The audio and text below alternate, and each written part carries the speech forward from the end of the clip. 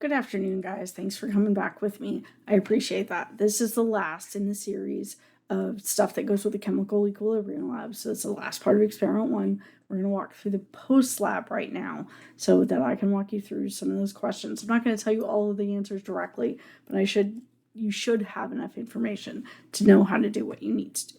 Okay? So that's the goal here. I'm going to go ahead and share my screen so that we can talk about the same document. And what I'm looking at is this post lab. So let me see if I can zoom in a little bit.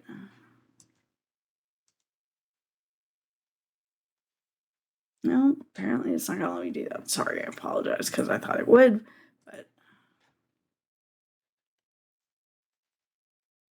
But okay, let's move on because if it's not going to do it, it's not going to do it. So it asks you to explain the difference between Q and K. So we know that Q is related to K. Grab my pen. Sorry, I'm using my wrong tool. So Q is related to K. Both of them have the same format. Okay, so whenever we're talking about a reaction, and let's just say that we're talking about A plus B goes to C plus D.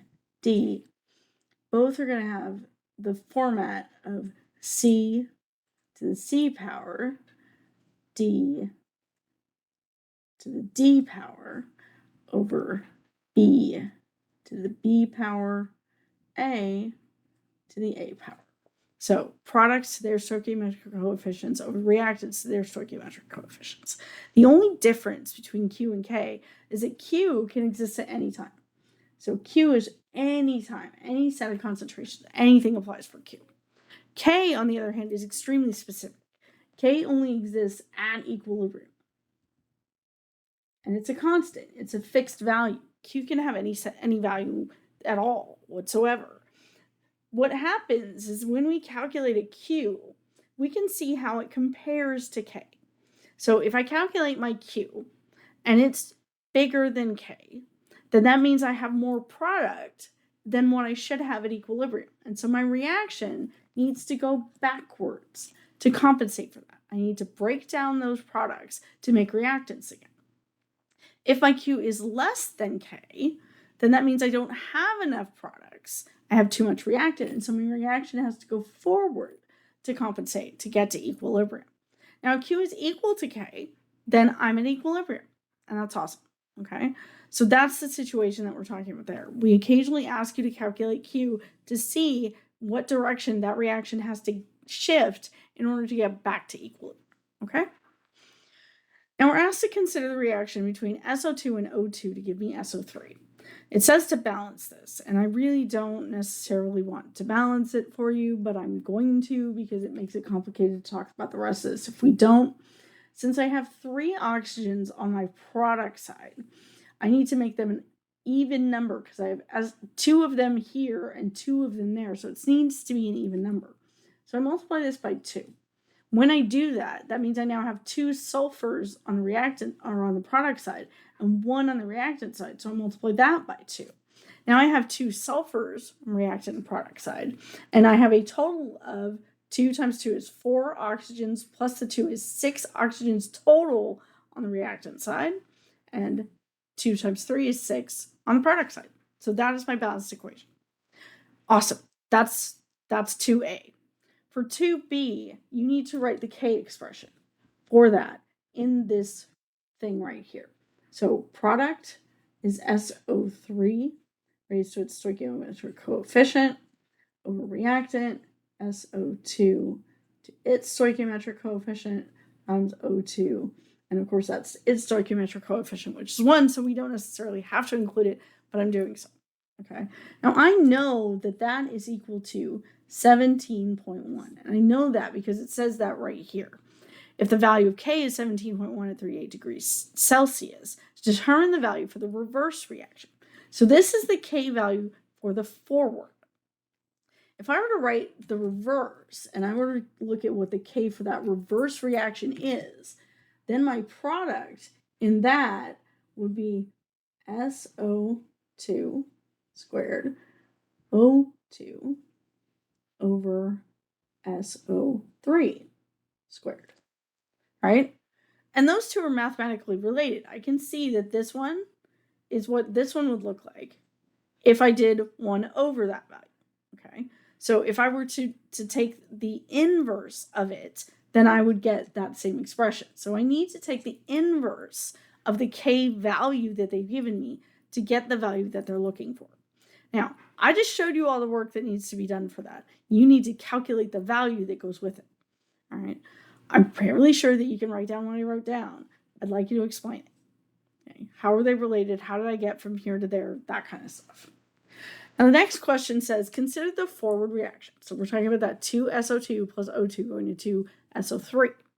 If the equilibrium concentration of sulfur dioxide is 0.126 and oxygen is 0.0528 molar, what is the equilibrium concentration of sulfur trioxide? Show your work. Okay, so I have equilibrium concentrations, and I want to know what is the equilibrium concentration of this other thing. That implies to me that I want to look at an ice table. Now, is it required that I set up an ice and or rice, whether you call it ice or rice table? No, but I'll tell you something, I can't keep track of stuff if I don't. So I always write these. So my reaction is that 2SO2, that's a gas, plus O2 gas, that gives me 2SO3. And that's my reaction. I have an I, a C, and an E. I do not have any information about the initial concentrations. What I have is equilibrium information. So I know that I have an equilibrium concentration for sulfur dioxide of 0.126 molar. That's what this question says right here. Okay, so 0.126 molar. All right. I also know that the equilibrium concentration of the oxygen is 0.0582. 0.0582 molar.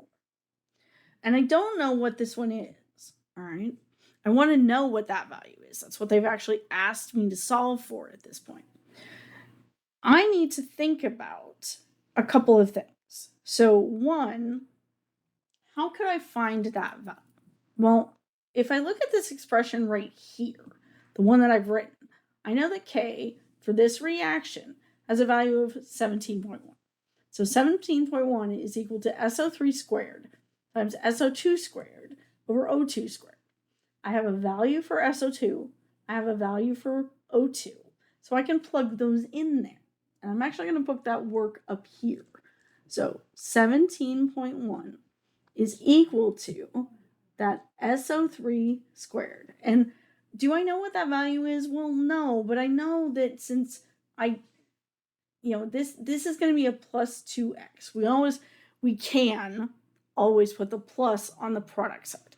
Now, is that always right? No. If it's not, we'll end up with a negative number. It's not that big a deal. It just means that we wrote the reaction the wrong direction. We know that this is going to be a minus 2x because there's a 2 right there and a minus x here. So that's my change row, right?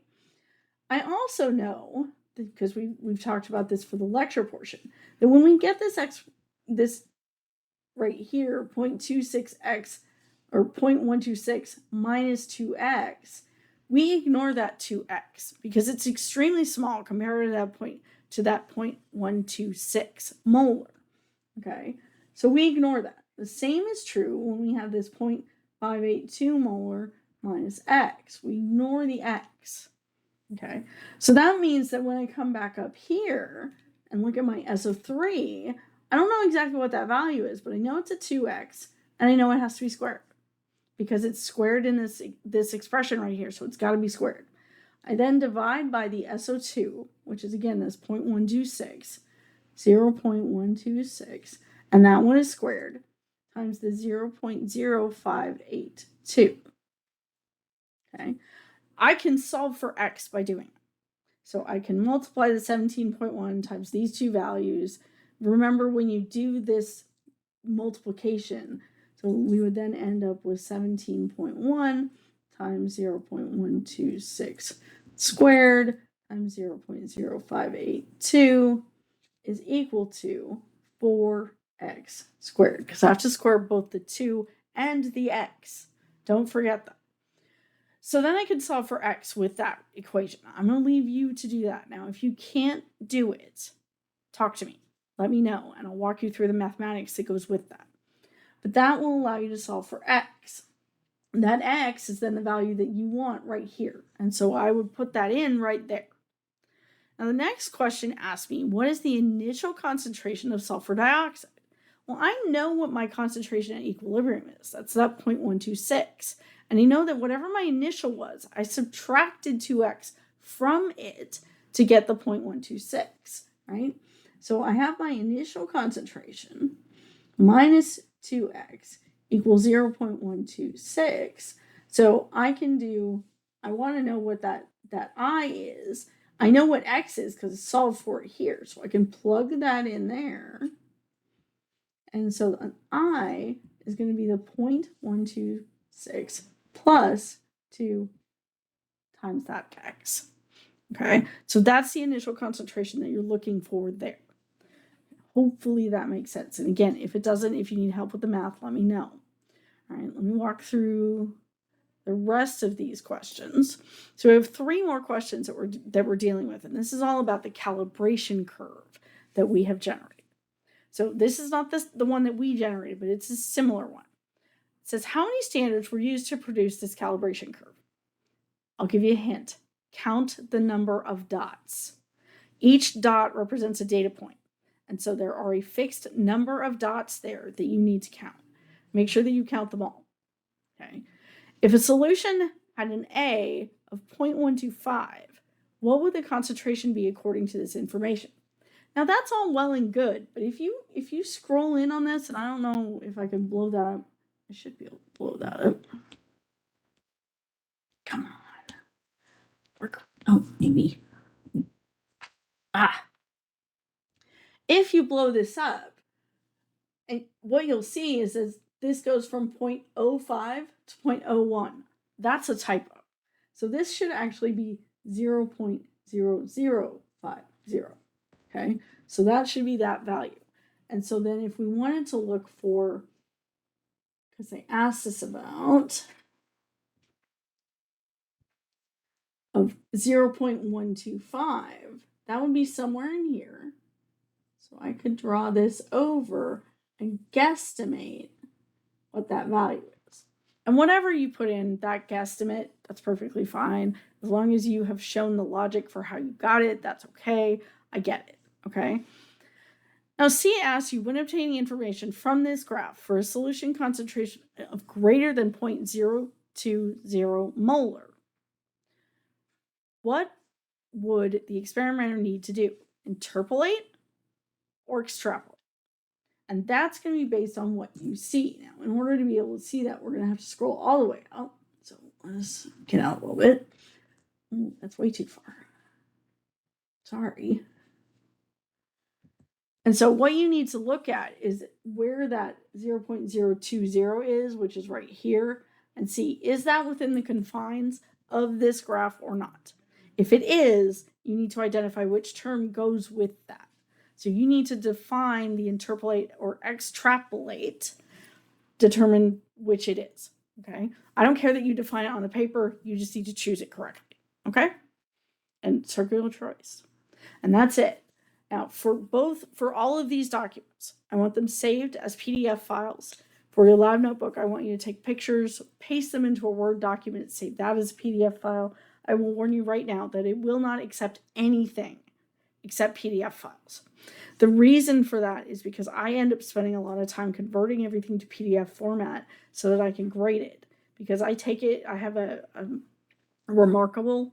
It's a device that I can export PDF files to and then write all over them and then send them back to my other computer, and then I can upload them to so that you can see that. So it's almost like grading on something that you've turned in on paper so that you can see my comments.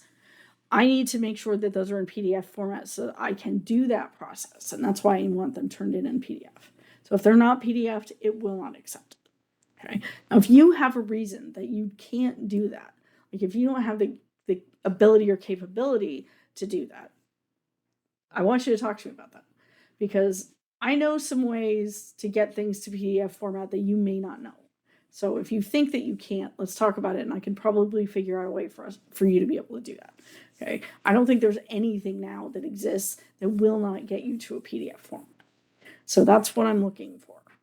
So all of those documents, your pre-lab and summary, which is all going to be filled out. That's the other form that we had over here.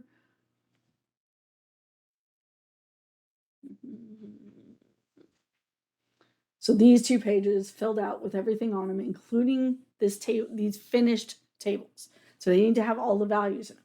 So that's the pre-lab and summary. You'll turn in a copy of your notebook. You'll turn in a copy of the spreadsheet.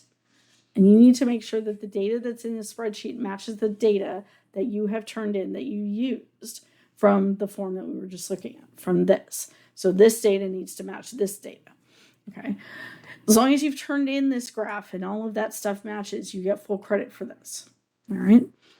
Now, so that's the Excel, that's the pre-lab and summary. Again, the summary, as long as you've done reasonable things, is going to be fine. I've given you most everything you need to be able to solve those. We then went through the post lab, and I didn't tell you everything about the post lab. But again, if you're working on the post lab and you don't understand how to get from what I showed you to where you need to go, then that's an opportunity for us to have a conversation about what you don't understand. Okay, because it could be something theoretically that you don't understand. It could be something mathematically that you don't see. So we can talk about that. My goal is to get you to understand those things because you will see them again on lab final, which I don't write, but it is there. So, and it's based on everything that we do in the lab. So that's everything for that particular experiment. Now, if you have any questions about that, please let me know. This experiment is due on Wednesday because of the holiday. So instead of being due on Monday, it will be due on Wednesday. And that's all of the stuff that we just talked about. Now, there is also an ALEKS for this, and that is just go into ALEKS, do the thing. Okay, it's 10 points of the grade. So that is for you to look at as well. Okay, that's everything I have for that. So I'm going to go ahead and stop that. And I have stopped sharing, and now I'm going to stop recording, and I will see you again soon. Thanks, guys. Talk to you later.